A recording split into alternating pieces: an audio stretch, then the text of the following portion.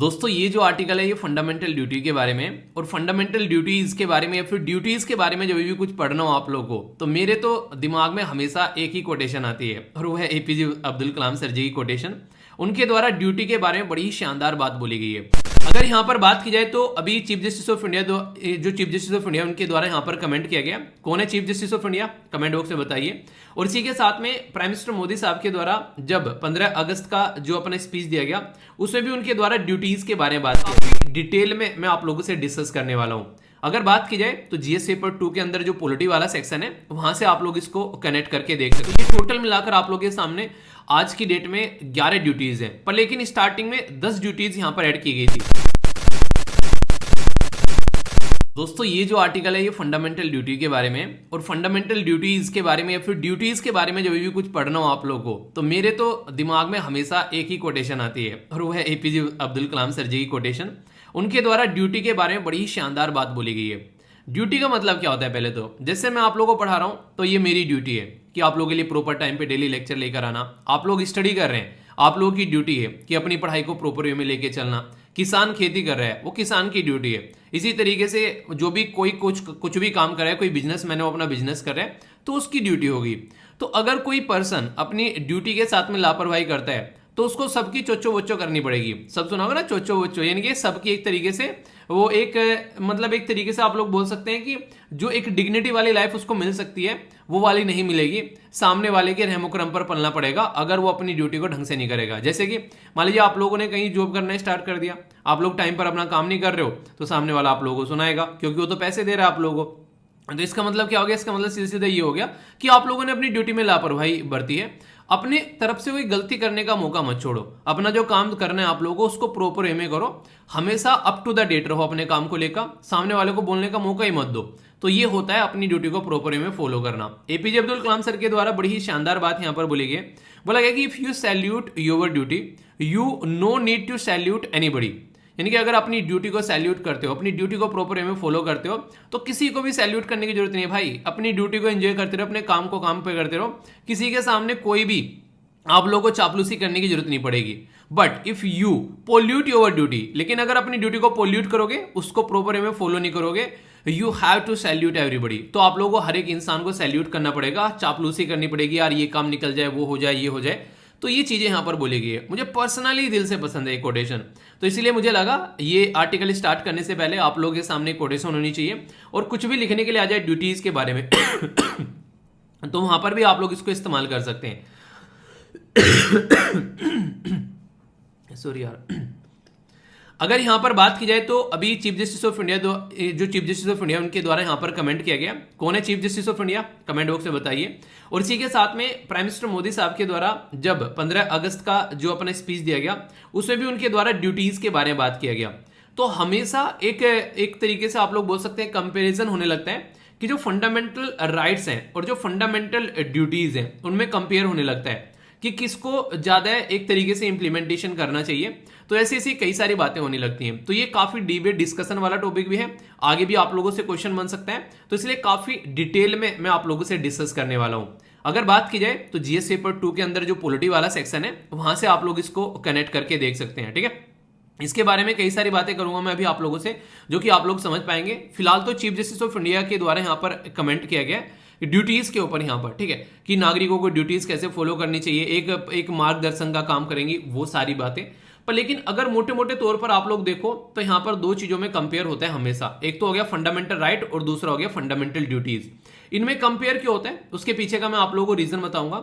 उसमें कंपेयर इसलिए होता है क्योंकि जब फंडामेंटल राइट लोगों को प्रोवाइड कराए जाते हैं तो फंडामेंटल राइट का मतलब होता है कि अगर उनका हनन हो गया तो वो कोर्ट में जा सकते हैं। पर लेकिन फंडामेंटल जो ड्यूटीज होती है वो उनकी रेस्पॉन्सिबिलिटी होती है। और यहां पर एक और कोटेशन मुझे याद आती है, the great power comes with great responsibilities. यानी कि अगर आप लोगों के पास में पावर है, कल को आप लोग आईएएस बन गए तो आप लोगों के साथ में दुनिया भर की रेस्पॉन्सिबिलिटी भी लगेंगी जो आप लोग को इंप्लीमेंट करनी है। इसका मतलब ये नहीं कि आईएएस बन गए तो भाई साहब उसको उठा के जेल में डलवा दो, अपनी दुश्मनी निकाल लो। उसने मुझे ऐसा बोला था जब मैं एक तरीके से पढ़ाई कर रहा था, मेरे घर वालों के साथ में ये किया था, अब आया मजा, अब बदला लिया जाएगा। नहीं, वो आप लोगों की जो ड्यूटी है, जो आप लोगों की रेस्पॉन्सिबिलिटी है, उसका सही इस्तेमाल नहीं होगा। ठीक है, तो इस तरीके से आप लोग यहां पर समझ सकते हैं। तो इसका बेसिक पर्पज ये होता है कि फंडामेंटल जो ड्यूटीज होती है वो कहीं ना कहीं एक तरीके से इंसान को रेस्पॉन्सिबिलिटी याद दिलाती है कि ये तुम्हारी पावर है तो ये तुमको इतना काम करना पड़ेगा। तो अधिकार आप लोगों को दे रखे हैं, वो आप लोगों को बताइए। फंडामेंटल राइट जो आप लोगों को पता है तो पार्ट 3 में संविधान में देखने को मिलते हैं। आर्टिकल 12 से लेके आर्टिकल 35 तक फंडामेंटल राइट है सारे। ठीक है, इसी के साथ में अगर फंडामेंटल ड्यूटीज के बारे में आप लोगों से कोई पूछे तो वो पार्ट 4 में आप लोगों को देखने को मिलेगी। पार्ट 4 में भी अगर आप लोग बात करेंगे तो आर्टिकल 51A इसके अंदर आप लोगों की फंडामेंटल ड्यूटीज ऐड की गई हैं, एक पर्टिकुलर संविधान में संशोधन करके। कौन सा था वो संविधान में संशोधन? याद रखिएगा 42nd कॉन्स्टिट्यूशन अमेंडमेंट किया गया था ये 1976 में। हाँ बिल्कुल सही देखा आप लोगों ने, ये उस टाइम की बात की जा रही है जब देश के अंदर इमरजेंसी लगी हुई थी 1975 से लेके 1977 तक। उस टाइम पर यहां पर फंडामेंटल ड्यूटीज जो है वो इंट्रोड्यूस की गई कि लोगों को ये बताया जाए कि आप लोगों की कुछ रेस्पॉन्सिबिलिटीज भी हैं। तो ये टोटल मिलाकर आप लोगों के सामने आज की डेट में 11 ड्यूटीज है, पर लेकिन स्टार्टिंग में 10 ड्यूटीज यहां पर ऐड की गई थी। ये सारी की सारी ड्यूटी आप लोगों को पता होना चाहिए कि कैसे अपने देश में अपनी चीजों को आप लोगों को रेस्पेक्ट करना है, किस तरीके से उनको आप लोगों को वैल्यू देना है, कैसे आप लोगों को यहाँ पर प्रोटेक्ट करना है। इवन अगर इन्वायरमेंट प्रोटेक्शन के बारे में भी कुछ लिखने के लिए आ जाए तो आप लोग यहाँ पर देखते हैं कि यहाँ पर बात की जा रही है protect and improve the natural environment, जहां पर जो जंगल हो गए, नदियां हो गई, लेक, वाइल्ड, ये सारी चीजें इसको यहाँ पर इंक्लूड करके चला गया है। तो यानी कि आप लोगों से यहां पर इन्वायरमेंट के बारे में क्वेश्चन पूछा जा सकता है और यहां से क्वेश्चन ऑलरेडी बन भी चुका है। पर लेकिन एक सबसे इंपॉर्टेंट है, ये 10 ड्यूटी जो थी यहां पर ये तो ऐड की गई थी, ये 42nd कॉन्स्टिट्यूशन अमेंडमेंट किया गया था 1976 में, तो ये तो सबको पता रहता है। यहां से क्वेश्चन कई बार एक ये बन जाता है कि जो ये लास्ट वाली ड्यूटी है ये कब ऐड की गई। लास्ट वाली ड्यूटी थोड़ी सी खतरनाक भी आप लोगों को देखने को मिलेगी, क्योंकि ये ड्यूटी तो बनी पेरेंट्स की पर लेकिन फंडामेंटल राइट बना यहां पर बच्चों का। ये कैसे? ये कंफ्यूजन में आप लोग आओगे। जैसे कि जब संविधान में संशोधन किया गया तो यहां पे एक साथ में दो चीजें आप लोगों को देखने को मिलेगी, यानी कि एक तीर से दो शिकार किए गए। एक तो बच्चों को एक तरीके से आप लोग बोल सकते हैं बच्चों को यहां पर एक अधिकार दिया गया। अधिकार क्या दिया गया? बच्चों को दिया गया अधिकार राइट टू एजुकेशन का, यानी कि बच्चों को राइट टू एजुकेशन का अधिकार दिया गया आर्टिकल 21A के अंदर यहां पर जब चेंज किया गया। तो यहां पर संविधान के अंदर में यानी कि 6 से लेके 14 साल के जो बच्चे हैं उनका फंडामेंटल राइट है कि उनको एजुकेशन मिलनी ही मिलनी चाहिए। यहां पर फ्री और कंपलसरी एजुकेशन यहां पर प्रोवाइड करा दी। पर लेकिन बच्चे तो बच्चे हैं, उनको कैसे पता होगा एजुकेशन के बारे में? पेरेंट्स की ड्यूटी होनी चाहिए ना कि पेरेंट्स यहां पर उनको स्कूल में भेजें कि हाँ जाओ स्कूल में जाओ, इस तरीके से। तो उसके चलते पेरेंट्स की ड्यूटी भी यहां पर बनाई गई 86th कॉन्स्टिट्यूशन अमेंडमेंट के द्वारा। ये एक्ट लाया गया फिर 2002 में आगे चलकर, जिसके चलते यहां पर क्या हुआ, ये पूरा पर्टिकुलर एक संविधान में संशोधन करके ये माता पिता की ड्यूटी बनाएगी कि वो बच्चों के लिए जो अपॉर्चुनिटी है उसको यहां पर उनको प्रोवाइड कराना है। ठीक है, तो provide opportunity for education to his child, जो एक तरीके से अब बोल सकते हैं 6 से लेके 14 साल के बच्चों के लिए। ठीक है, ताकि यहां पर आने वाले टाइम में यहां पर बच्चा जो है वो सही डायरेक्शन में चल सके। और आगे चल के आप लोगों को पता है कि राइट टू एजुकेशन एक्ट भी हमारे देश में आया 2009 में। ठीक है, तो उसी से इंप्लीमेंट किया गया यहां पर इस वाले कानून को, जो कि पहले यहां पर लेकर आया गया था। तो ये जो फंडामेंटल ड्यूटी है ये ऐड की गई थी यहां पर, ये याद रखिएगा, ये सबसे बाद में ऐड की गई है। ठीक है, अब एक छोटा सा प्यारा सा क्वेश्चन मैं आप लोगों से पूछूंगा। कोई भी जब काम होता है, हमारे संविधान में संशोधन हो गया या फिर कुछ भी जैसे कोई कानून बनाना है, तो उससे पहले एक पूरा एनालिसिस किया जाता है। एनालिसिस करने के लिए नॉर्मली कमेटी बनाई जाती है, तो इसको भी एनालिसिस करने के लिए, इंप्लीमेंट करने के लिए कमेटी बनाई गई थी। उस कमेटी का नाम क्या है ये आप लोगों को यहां पर बताना है। ठीक है, तो ये बेसिक चीजें होगी। एक एक्स्ट्रा पॉइंट आप लोग ऐड कर लेना यहां पर, जो 6 से लेके 14 साल बच्चे हैं ये नॉर्मल बच्चों के लिए। अगर कोई बच्चा ऐसा है दिव्यांगन है उसके लिए ये जो चीजें हैं ये 18 आप लोगों को यहां पर देखने को मिलेगी। तो एक छोटा सा पॉइंट और आप लोग यहां पर ऐड कर लेना। तो ये जो सारी ड्यूटीज है, अब बात की जाती है कि ड्यूटीज इंसान को फॉलो करनी चाहिए, पर लेकिन क्या आप लोगों को नहीं लगता है कि हम लोग ड्यूटीज फॉलो करते हैं या फिर नहीं करते हैं? अच्छा, मैं आप लोगों से पूछता हूं, हम लोग ड्यूटी फॉलो करते हैं यस या फिर नो? आप लोग बताइए। और कुछ आप लोग अपनी एक दो ड्यूटीज का ना बताइए कि आप लोग कौन सी ड्यूटीज फॉलो करते हैं। ये सारी चीजें क्यों पूछता हूं मैं? ये सारी चीजें इसलिए पूछता हूं बीच बीच में क्योंकि ऐसे इंटरव्यू में आप लोगों से क्वेश्चन पूछे जाते हैं। तो यहां पर आप लोग इस तरीके से तैयार करके चलो। आप लोगों से इंटरव्यू ने पूछ लिया भाई साहब बताओ कि फंडामेंटल ड्यूटी ज्यादा अच्छी है या फंडामेंटल राइट ज्यादा अच्छे हैं, या फिर दोनों में कंपेयर करके कौन सी लोगों को ज्यादा मिलनी चाहिए, तो आप लोगों से इस तरीके से क्वेश्चन पूछ लिए जाते हैं। तो दोनों में एक बैलेंस बनाकर चलना जरूरी है, इसीलिए मैंने कहा the great power comes with great responsibility. आप लोग ये नहीं बोल सकते कि फंडामेंटल ड्यूटीज दे दो, इनके अधिकार छीन लो, इनकी जो एक तरीके से एक बैलेंस बना करने चलो, तो वो वाली चीजें नहीं बोल सकते। तो एक बैलेंस बनाकर चलना यहाँ पर काफी ज्यादा जरूरी आप लोगों को देखने को मिलेगा। तो फंडामेंटल जो ड्यूटीज है वो लोगों को मिल रही है, पर लेकिन हम लोग फॉलो भी तो कर रहे हैं। आप लोगों ने देखा टैक्स पे करने की बारी आती है तो हम लोग सब टैक्स पे करते हैं कि नहीं करते हैं? हम लोग जब यहाँ पर अभी आप लोगों ने देखा जीएसटी फाइल किया जा रहा था, इनकम टैक्स जो फाइल किया था, उस टाइम पर सबने अपना अपना टैक्स भरा है। इसी के साथ में जब आप लोग रोड पर चल रहे हैं, आप लोग रूल और रेगुलेशन फॉलो नहीं करते कि रेड बत्ती आ गई तो रुक गई, ग्रीन आ गई तो चले। तो इस तरीके से वो सारे रूल और रेगुलेशन फॉलो तो किए जा रहे हैं, या फिर फॉलो हम लोग नहीं कर रहे हैं। अपना फ्लैग, इंडियन फ्लैग आप लोगों ने देखा, उसकी रेस्पेक्ट कर रहे हैं कि हम लोग नहीं कर रहे हैं? हम लोग पूरा उसकी रेस्पेक्ट कर रहे हैं। आप लोगों ने देखा अभी कितने शानदार तरीके से हम लोगों ने अपना झंडा फहराया। ये भी फंडामेंटल ड्यूटीज के अंदर आप लोगों को देखने मिलता है कि हम लोगों को इनकी रेस्पेक्ट करनी चाहिए। हमारा जो नेशनल एंथम हो गया, राष्ट्रीय गान, और हमारा जो झंडा हो गया, ये आप लोगों को देखने को मिलेगी।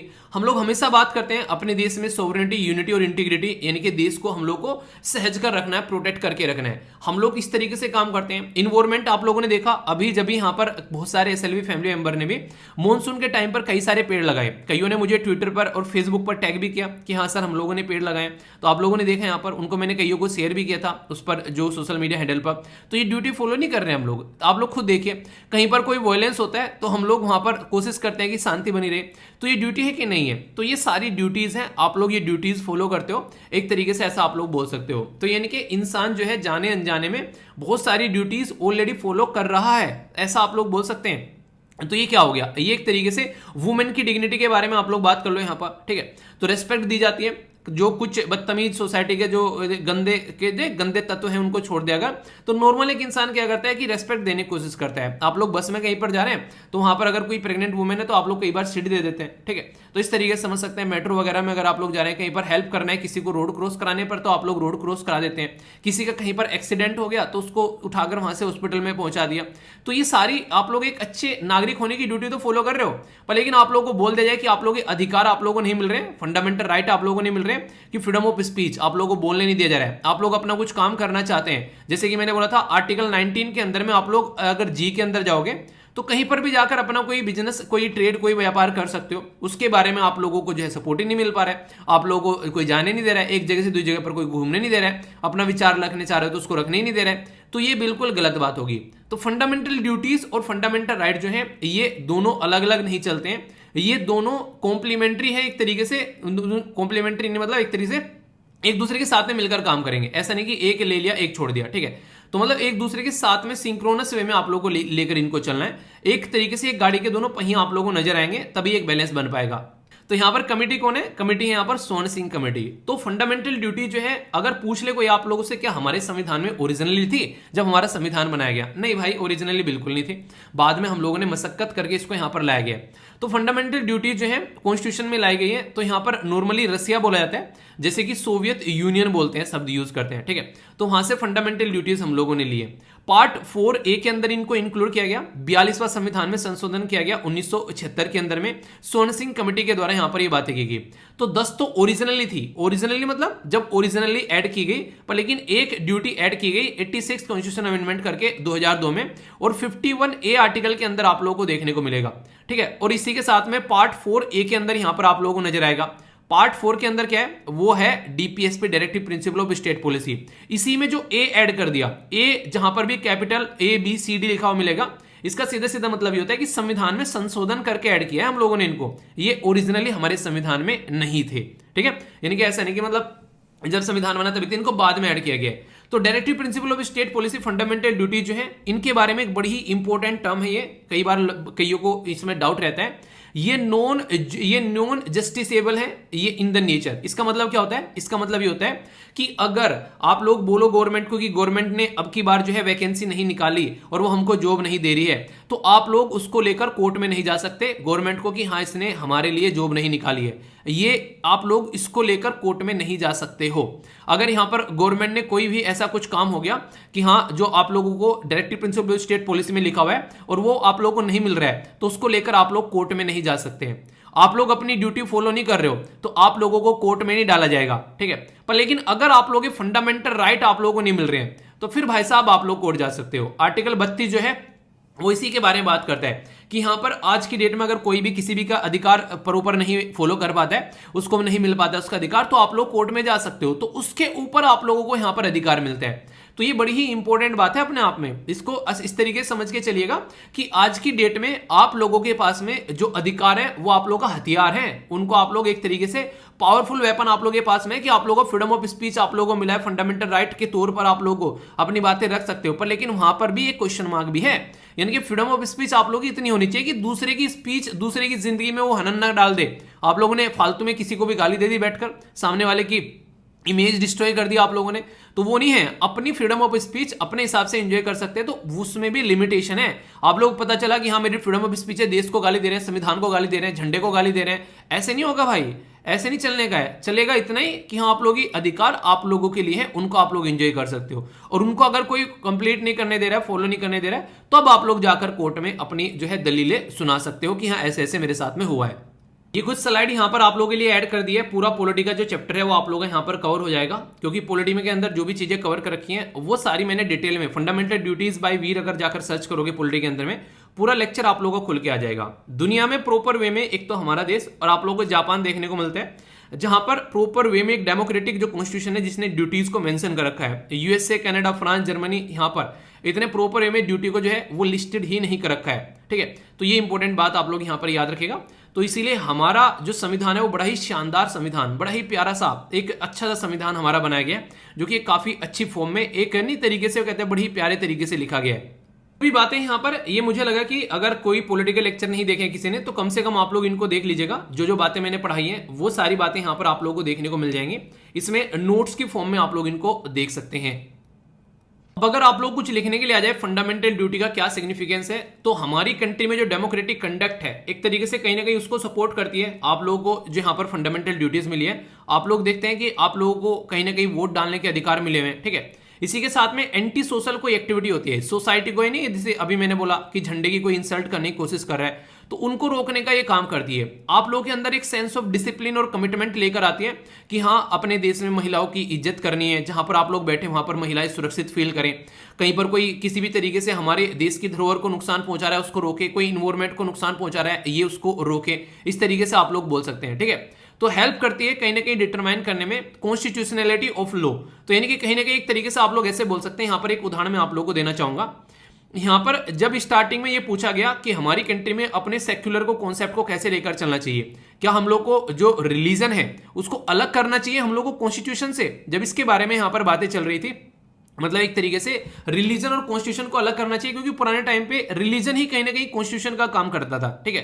तो यहाँ जिससे एक तरीके से नहीं, रिलीजन अगर कोई एक रिलीजियस पर्सन है तो वो बोलेगा नहीं यार गलत काम नहीं करना चाहिए, ऊपर वाला देख रहा है, ठीक है। तो उस तरीके से काफी बड़ा दोस्त माना जाता है। तो हमारे देश के अंदर भी यहाँ पर महात्मा गांधी जी के साथ में जब ये डिबेट डिस्कशन चल रहा था तो कहीं ना कहीं उसको ये देखा गया कि रिलीजन जो है वो एक काफी अच्छा फ्रेंड है एडमिनिस्ट्रेशन का। यानी कि अगर आप लोग बात करें, मैंने अभी बताया ना, जो रिलीजियस लोग हैं जो ढंग से अपने रिलीजन को फॉलो करते हैं और सही एक तरीके से मनसा के साथ में फॉलो करते हैं, वो कभी भी नेगेटिव नहीं सोचेंगे, क्योंकि किसी भी रिलीजन में कुछ भी ऐसी चीजें नहीं लिखी हुई हैं कि वो आप लोग ये बोलते हैं उसको जाके मार दो, उसके रिलीजन को गाली दो, उसका रिलीजन गलत है मेरा रिलीजन अच्छा है, कहीं पर भी ऐसा देखने को नहीं मिलेगा।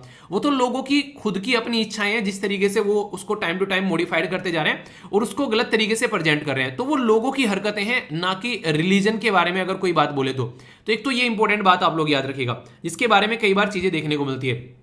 तो कहीं ना कहीं आप लोगों को एक तरीके से कानून बनाने में काफी हेल्प मिल जाती है जब ये ड्यूटीज हमारे पास में रहती हैं इस तरीके से कि अच्छा ये इस तरीके से पैटर्न को फॉलो करके चलना है। तो यहाँ पर एक प्रॉपर एक सिस्टमेटिक वे में एक खाका तैयार कर देती हैं कि ये चीजें ऐसे की जा सकती हैं, ठीक है। तो कहीं ना कहीं एक तरीके से हेल्प मिलती है, जैसे रिलीजन जो है वो हेल्प कर रहा है कहीं ना कहीं एडमिनिस्ट्रेशन की डायरेक्ट और इनडायरेक्ट वे में कि चोरी नहीं करनी चाहिए यार ऊपर वाला देख रहा है, ठीक है, ये ऐसे गलत काम नहीं करने चाहिए ऊपर वाला देख रहा है। तो ये सारी चीजें हैं, ओके। इवन मैं आप लोगों को अपनी एक छोटी सी यहाँ पर एक स्टोरी ऐड करूंगा। जब मैं अपनी इंजीनियरिंग कर रहा था तो उस टाइम पर मेरे दादाजी एक्सपायर हुए थे और मेरे ताऊजी एक्सपायर हुए थे, ठीक है। तो मुझे ऐसा लगता था कि जैसे नहीं कहीं कुछ भी अगर कुछ गलत हो रहा है। एक दिन क्या हुआ मैं आप लोगों को बताता हूँ। जैसे एक दिन क्या है, तो कई बार होता है बीच बीच में, जैसे कि आप लोग कहीं दुकान पर जाते हैं तो गलती से क्या करता है दुकान वाला कई बार ज्यादा पैसे दे देता है, ठीक है। तो मतलब मैं क्या करता हूँ, जैसे कि पैसे दिए तो मैं उसको उल्टे लौटा दिया, ठीक है, तो उल्टा लौटा दिया तो फिर मतलब कहीं ना कहीं ये ना माइंड में क्या रहता है कि यार ऊपर वाला देख रहा है, तो मुझे ऐसा लगता था दादाजी देख रहे होंगे क्या कर रहे हो ये, ठीक है। मैंने एक तरीके से अपने आप को समझाने के लिए कि कुछ भी अगर कुछ गलत कर रहा हूँ, कहीं पर कुछ भी ऐसा कुछ लग रहा है कि जैसे कि गाड़ी लेकर चल रहा हूँ तो मतलब कि रेड लाइट जो है वो क्रॉस नहीं करनी है, ठीक है, तो उस तरीके से आप लोग समझ सकते हैं। तो अपने लिए कोई अपने एक आइडिया रख लीजिए माइंड में कि अब वो इंसान जिससे आप लोग रेस्पेक्टली काफी कनेक्टेड है, जिससे मैं दादाजी के साथ में काफी अच्छे से कनेक्टेड था, ठीक है। कुछ भी सामान होता था तो जब मैं घर जाया करता था तो वो वेट करते रहते थे कि मैं आऊंगा उनके लिए सामान लाऊंगा, मतलब पापा मेरे ना मेरे पापा जी को बताते ना घर में बताते, तो ये लाडला बेटा है, लाडला पोता आएगा उसी को बताएंगे था मतलब एक कनेक्शन जो होता है आप लोगों ने देखा होगा अक्सर। तो वो चीजें मैं आप लोगों को यहां पर बताना चाह रहा हूं, ठीक है। तो अपने मन में कोई भी एक ऐसा इंसान रखिए जिसको आप लोग रिस्पेक्ट करते हैं और उसको सोचिए कि अगर कल को कुछ तुम गलत कर रहे हो यार वो इंसान देख रहा होगा, ठीक है। तो मुझे हमेशा ऐसा लगता है मेरे दादाजी जो हैं वो मेरे साथ में रहते हैं, मैं कुछ भी अगर कुछ गलत करता हूं तो मुझे ऐसा लगता है यार वो देख रहे होंगे तो उनको कैसा लगेगा, तो मैं हमेशा कुछ भी ना तो गलत करता हूं, हम मतलब एक तरीके से अपने आप को रोक लेता हूं अगर कहीं भी कुछ ऐसी कंडीशन होती है। और इससे दूसरी बात यह भी है कि इंसान जब खुद गलत नहीं कर रहा है तो आप लोगों को देखने को मिलेगा at the end of the day उस इंसान के साथ में भी गलत नहीं होगा, कहीं ना कहीं उसके इंसान को वो पोजीशन मिलेगी उसको आगे चलकर जिसका वो हकदार है, ठीक है। तो ऐसा आप लोग बोल सकते हैं। अभी आप लोगों ने मूवी देखी रॉकेटरी, बड़ी शानदार मूवी यार, मजा आ गया देखकर, उस मूवी को आप लोग देखिएगा। उस मूवी के अंदर हालांकि उनके साथ में स्टार्टिंग में गलत हुई है सारी बहुत सारी चीजें, पर at the end of the day बाद में जान पाए लोग और उनको अभी जो है अवार्ड दिया गया पद्म विभूषण। तो इससे आप लोग एक अंदाजा लगा सकते हैं कि एक तरीके से कहीं ना कहीं एक इंसान जो है उसको वो रिस्पेक्ट मिल गई, जिसने जो गलत किया उसने तो गलत किया पर लेकिन उनको वो रिस्पेक्ट मिल गई, ऐसा आप लोग समझ सकते हैं, ठीक है। सुप्रीम कोर्ट के बारे में बात करें तो सुप्रीम कोर्ट ने कई सारी बातें बोल रखी हैं यहां पर। रंगनाथ मिश्रा जो जजमेंट था 2003 का, इसी के साथ में AIIMS student union versus AIIMS 2001 का आप लोगों को जजमेंट यहां पर देखने को मिलेगा। तो ये जो दो जजमेंट हैं में कुछ बातें बोली, एक मिनट रेड पेन ले लेते हैं, ठीक है। तो यहां पर उसके द्वारा कुछ बातें बोली गई। तो सबसे इंपॉर्टेंट ये बात है कि जो फंडामेंटल ड्यूटीज है, ठीक है, वो इतनी ही इंपॉर्टेंट है जितने इंपॉर्टेंट जो है फंडामेंटल राइट है। तो ये AIIMS students union versus AIIMS जो 2001 का जजमेंट था, इसी के साथ में बोला कि लीगल सैंक्शन तो आप लोग यहां पर लेकर चल सकते हो कि उनको इन्फोर्स करना है। इसी बोला गया should not only be legal enforce but by the social, यानी सोसाइटी को साथ में लेकर चलना है, ठीक है। तो सोसाइटी के थ्रू उसको इन्फोर्स करना है, ऐसा आप लोग बोल सकते हो। फंडामेंटल ड्यूटी जो है वो इन्फोर्स आप लोग वैसे नहीं कर सकते हो जैसे फंडामेंटल राइट है, पर लेकिन आप लोगों को देखने को मिलेगा एक इंटरेस्टिंग शब्द फंडामेंटल ड्यूटीज, ऐसा ही नाम है जैसा फंडामेंटल राइट, यानी कि फंडामेंटल शब्द दोनों के आगे ऐड किया गया है, ठीक है। तो इनको इतना ही स्टेटस मिलना चाहिए जितना पार्ट 3 में फंडामेंटल राइट्स को मिलता है, इसलिए यहां पर इसके बारे में बातें की जाती है। और फाउंडिंग फादर ने जिन्होंने हमारा संविधान बनाया उन्होंने भी इस बात का काफी अच्छे से यहां पर ध्यान रखा, इस चीज को प्रॉपर वे में लेकर चला जाए। यूपीएससी भी चाहती है कि आप लोग अपनी फंडामेंटल ड्यूटीज के बारे में जाने। तो 2015 में उनके द्वारा क्वेश्चन पूछा गया, to uphold and protect the sovereignty unity and integrity of India is the provision made in.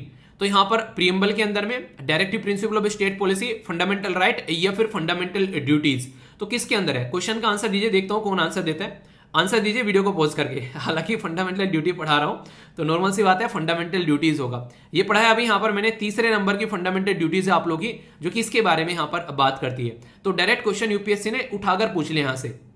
Answer क्या हो गया? आंसर यहां पर इसका डी हो गया। कंफ्यूजन नहीं रखना है, क्लियर करके चलना चीजें।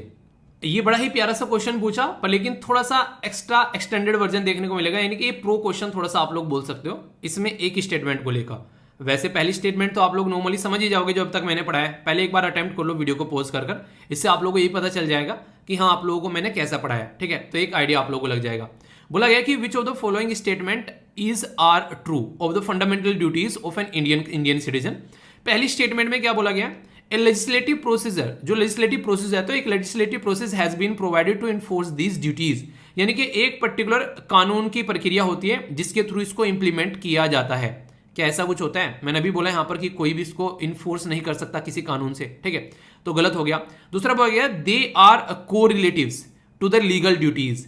तो लीगल ड्यूटीज कौन सी होती हैं? जो कि कानून के थ्रू बनाई जाती है, जैसे कि आप लोगों को टैक्स पे करना है, टैक्स पे नहीं करोगे तो पेनल्टी लगेगी, ठीक है। तो यहां पर इस तरीके से आप लोग बोल सकते हो। तो ये स्टेटमेंट भी गलत हो गई, ऐसा नहीं है यहां पर फंडामेंटल ड्यूटीज के बारे में, ठीक है। तो आंसर क्या हो गया? आंसर यहां पर डी हो गया। तो इस तरीके से भी आप लोगों से क्वेश्चन यहां पर पूछे जाते हैं। ठीक है, तो पूरा एक आर्टिकल शानदार तरीके से डिस्कस कर दिया, करंट में क्या चल रहा है, यूपीएससी में क्या क्वेश्चन बने हैं, लक्ष्मीकांत की पॉलिटी के अंदर इसके बारे में क्या बातें कर रखी है, इंटरव्यू में क्या क्वेश्चन पूछ सकते हैं, इवन आंसर राइटिंग के लिए भी कोई आप लोगों से पूछे, इस आंसर राइटिंग की कोटेशन आप लोगों से कोई पूछे, क्या क्या हमारे देश में इसके बारे में बोला जा रहा है, तो सारी बातें कौन कौन सी फंडामेंटल ड्यूटीज है, कौन कौन से संविधान में संशोधन कर रखे हैं, सुप्रीम कोर्ट ने इसके बारे में क्या कह रखा है, तो यानी कि पूरा एक शानदार तरीके से कई सारे टॉपिक का एक मिक्सचर होकर ये पूरा आप लोगों का आर्टिकल यहां पर तैयार हो गया। ठीक है, इसमें से 3-4 आर्टिकल निकाले जा सकते हैं। तो इस तरीके से आप लोगों को तैयारी करनी है कि अब यहां से कैसे भी क्वेश्चन आ जाए तो अब छोड़ेंगे नहीं भाई साहब। ठीक है, तो थम्स अप देकर बताना कैसा लगा, अगर कोई डाउट हो, किसी भी तरीके कोई कंफ्यूजन हो तो उसको बताना, फिर आने वाले टाइम में उसको दूर किया जाएगा। ठीक है।